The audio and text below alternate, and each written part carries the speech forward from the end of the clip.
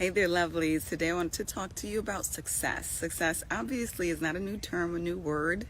It's definitely something that we are all familiar with. Most of us are evolved today to the point that we realize success is not this one thing. It doesn't equal more money, though it may for you. It doesn't equal more education, though it may for you. But success is something that is customized. It's an idea. It's a vision that we create in our own minds, in our own selves. And ultimately, success means this level of contentment of reaching a goal that we set out. That's pretty much what success is. And so I'm here to share what I believe are those three important ingredients, those three components, those three steps toward success. I'm not here to tell you that they're independent of each other, because I don't believe that they necessarily are. They can actually positively influence each other in a phenomenal way as used appropriately. But I do believe that all three are very important in reaching success. So I believe those three important ingredients to success include, of course, your potential, your effort, and opportunity. I've heard others say, where opportunity meets preparation. And I'm not to say that I don't believe that also are that those aren't two major ingredients, but I believe potential is a huge one. I really do. Now, let me first and foremost say I think that all of us, and at the very least 99% of us, are underestimating our potential, and therefore underestimating our ability to reach certain levels of success. But that being said, I do believe that we do have different potential, different areas of potential, and different levels of potential in respective areas. So like I said, these three elements can definitely influence each other without a doubt. So for sure, if you get an opportunity, that opportunity may cultivate more skill sets, more talents, give you more life to your gifts, to the point where your potential increases, for sure. It's the same goes with your effort. The more effort you make, of course, the more you're going to increase that potential. And then you can also make effort in order to find an opportunity.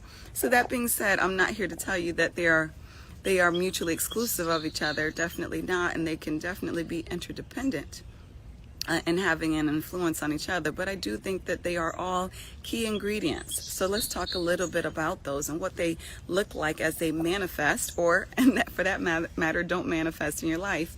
Potential being one. Is this something that you're really able to do?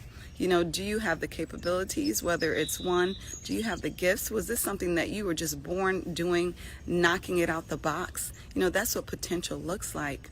It looks like gifts, or it looks like talents. And those talents are those things that we can develop, those skill sets that we can build, for example, whether it's writing or playing basketball.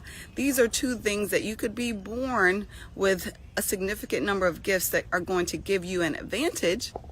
But these are also things that we can build talents toward, right? These are often things that we can do better in our own accord by practicing. Build those talents around it that in turn increase our potential. Now, some people may say, if you're born a certain way, you probably aren't going to have the potential to do this. If you're born with X or without X, you're probably not going to have the potential to do Y. And a lot of times that can be true, but then there's that 1%, right? So basketball, for example, most of us believe if we're not born to be at least 6'2", okay, we need to strike basketball off of the goals. And then you have an anomaly come around, once every maybe 50 years, we don't know, a Spud Webb who's dunking and doing all these miraculous things at about, I believe he was about 5'6", something of that nature, who's totally going to defy nature in every single level. And that's what God does, right? Sometimes he's going to surprise us and be like, whoa, I didn't think I could do that. And those types of things you can only do through God, right? If you're not born, knowing that you are fitting into this box, and I'm not going to tell you that God isn't going to make those exceptions. And what is often is going to be required is for you're going to need to hear from him closely, right? To tell you, are you the exception to the rule? But that being said, you're still going to need that potential at the end of the day, whether it's lining up in a preparatory way regarding that success that you're going after, or if it's something specifically God said, you know what, you're an anomaly, but you're going to do it. You stutter like crazy, your articulation isn't there, but I need you to be a public speaker for me. We've heard time and time again that story, and it happens. So God has the final say over potential, but again, you have to have that potential in order to have success. Secondly is the effort. You have the potential. God blessed you with the gifts.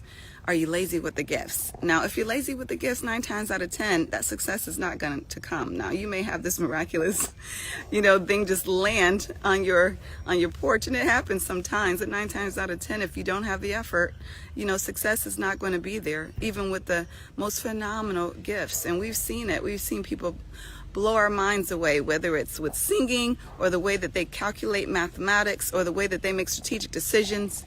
We've seen people, phenomenal dancers, all different types of gifts we've seen people blessed with that just disappear over the years because they don't feel like doing it, They are blessed with this gift, and either they're lazy or they're not interested in using it. So the effort obviously is going to need to be behind you having success in that area of the gift, or else it's just not going to happen.